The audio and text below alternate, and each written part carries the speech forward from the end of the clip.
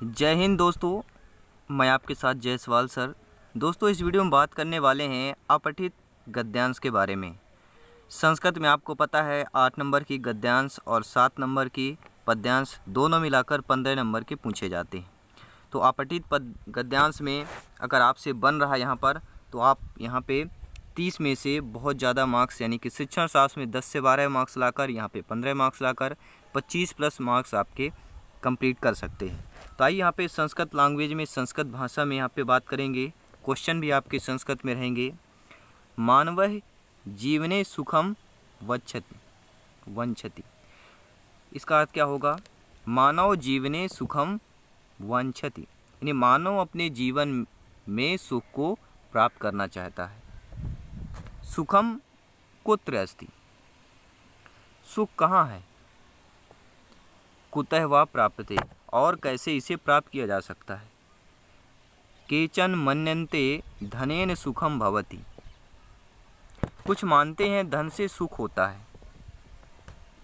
अद्यत्वे धनमेव सर्वस्वम जातम, आज के दिन में धन ही सुख हो गया है। धन विहीन पशु समान है इत्येव भावना प्रबला जाता, परंतु धनेषु अपि संतोष नास्ति।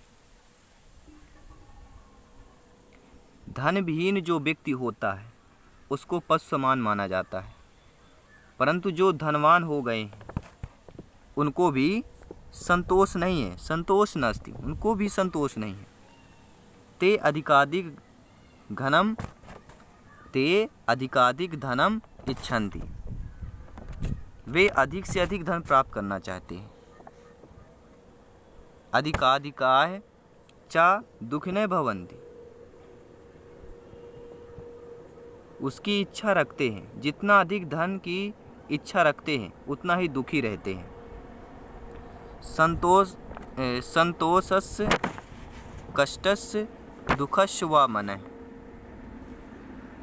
वो संतोष प्राप्त नहीं कर पाते हैं जिससे वह दुख और कष्ट में रहते हैं। यदि मनः प्रसन्नम भवति तदा सुखम भवति, यदि आपका मन प्रसन्न है तो आप सुखी रहेंगे और आपको सुख होगा। मनः संतोषेण प्रसन्नम भवति अन्यथा लालसा वर्धते, मतलब इसका अर्थ क्या हुआ? मन में संतोष होगा तो प्रसन्न होगा, अन्यथा लालच बढ़ता ही जाएगा। सुखे च नश्यति, और आपको सुख का क्या हो जाएगा? नाश हो जाएगा या नष्ट हो जाएगा। संतोषः प्राप्यते त्यागतः परोपकारतः च, संतोष को प्राप्त करने से परोपकार का त्यागना। संतोष को प्राप्त करो और परोपकारतः त्यागतः च, त्याग करें। यदा धनम बुद्धि अनश्य कृते उपज्यते तदा आनंदः भवति, जो धन बुद्धि से या अन्य के द्वारा उपयुक्त किया जाता है तब आनंद ही होता है।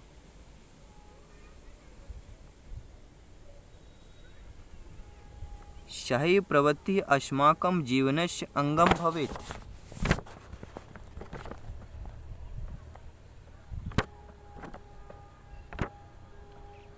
मतलब एक दूसरे की सहायता करने की प्रवृत्ति हमारे जीवन में, यह जीवन का एक अंग होता है।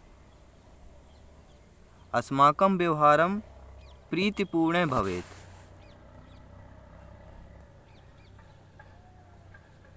हमारा व्यवहार आपस में प्रेम भाव से पूर्ण होना चाहिए। अस्माकं वाङ्मयं माधुर्यं भवेत् तदा मनः संतुष्टं भवति, यानी हमारी वाणी मधुर होनी चाहिए, इससे हमारे मन की संतुष्टि मिलती है। मनसि च परितुष्टे जीवनम भवति सुखमयम आनंदपूर्णे च,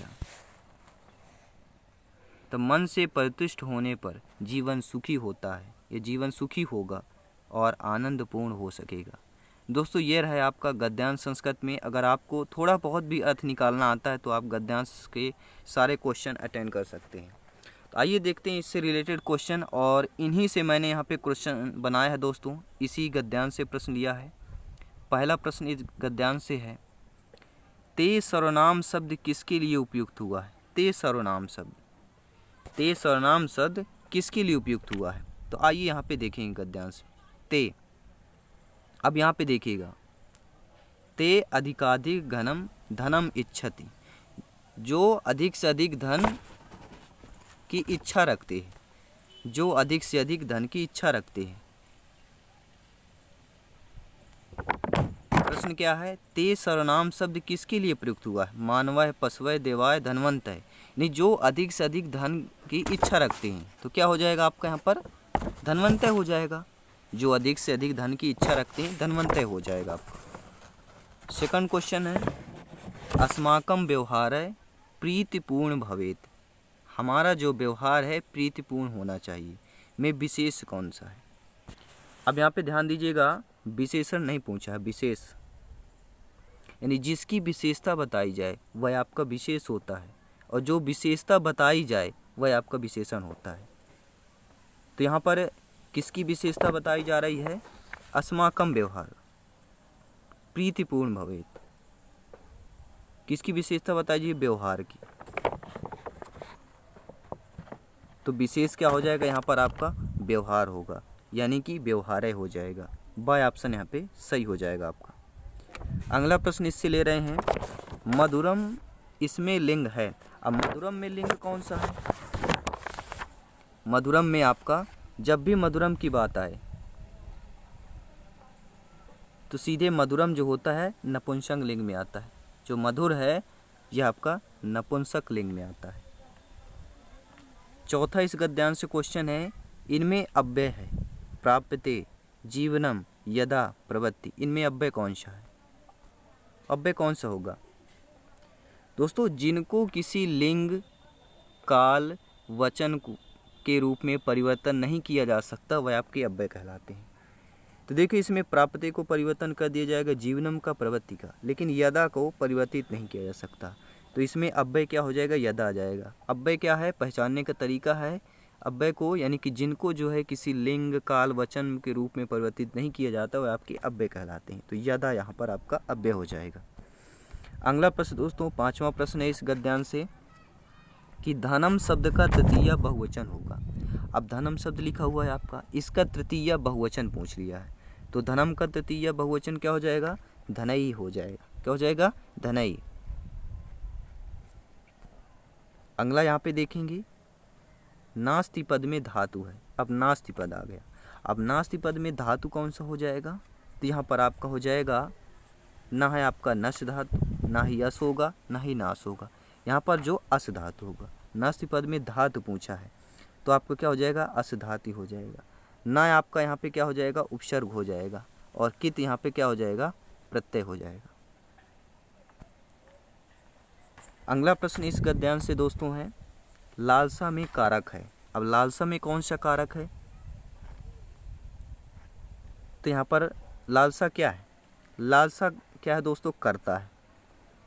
और जो कर्ता होता है हमेशा कौन सा किस में जाता है? प्रथम में जाता है। ठीक है, कर्ता क्या हमेशा प्रथमा में जाता है। तो यहाँ पे कौन सा कारक हो जाएगा? प्रथमा कारक हो जाएगा।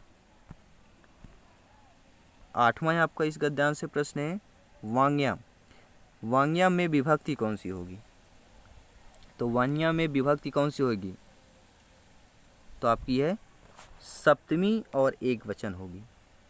ये सप्तमी विभक्ति और एक वचन में आएगी। तो दोस्तों आपने देखा यह गद्यांश था, और इस गद्यांश से हमने वो सभी प्रश्न लिए हैं जो आपके एग्जाम में आते हैं या पूछे गए प्रश्न हैं।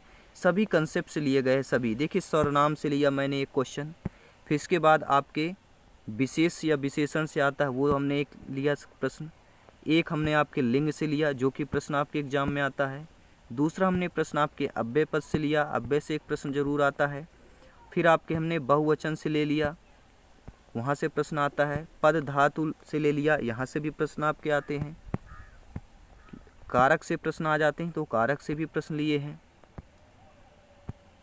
विभक्ति से भी प्रश्न आ जाते हैं, प्रथमा, द्वितीय, तृतीया, कौन सी विभक्ति है, तो विभक्ति भी है। यानी हम सभी कंसेप्ट से हमने आपके इस गद्यांश से क्वेश्चन लिए हैं, इसी गद्यांश से प्रश्न लिए हैं। तो ये बहुत ही हेल्पफुल है आपके लिए एग्जाम के दृष्टि से, और उम्मीद है दोस्तों आगे आने वाले जो गद्यांश पद्यांश रहेंगे आपको बहुत ही मदद करेंगे आपके सिलेक्शन के लिए। दोस्तों हमारा लाइक और आपका सब्सक्राइब करना इम्पोर्टेंट नहीं है, इम्पोर्टेंट है आपका सिलेक्शन। आपका अध्यापक बनकर हमें देखना है। हमारा मकसद है दोस्तों आप लोगों की एक सीट, सरकारी सीट, अध्यापक के तौर पर आप सरकारी शिक्षक के तौर पर, सरकारी शिक्षक की नियुक्ति पर एक सरकारी विद्यालय में आप अध्यापक के तौर पर, अध्यापिका के तौर पर पढ़ा रहे हों। यह हमारा मकसद दोस्तों, और यह मकसद ज़रूर पूर्ण होगा क्योंकि आप लोग साथ में हैं। और ऐसे वीडियो देखना चाहते हैं तो जो हमारे चैनल को ज़रूर विजिट करें, बेल आइकन प्रेस करें और वीडियो को लाइक और शेयर करते रहें। साथ ही साथ में सपोर्ट भी करते रहें क्योंकि ये शिक्षा जगत का चैनल है और हम आपके सिलेबस के आधार पर ही प्रश्न कराएंगे जो आपके एग्ज़ाम पैटर्न में, एग्ज़ाम में आने वाले ही होंगे। तो आप प्लेलिस्ट ज़रूर चेक कीजिए, आपको सभी क्लासेज मिल जाएंगी, आपके सिलेबस पर, आपके एग्ज़ाम पैटर्न पर मिल जाएंगे। तो दोस्तों मिलते हैं नेक्स्ट क्लास में, नेक्स्ट वीडियो पे। तब तक के लिए जय हिंद, वंदे मातरम दोस्तों।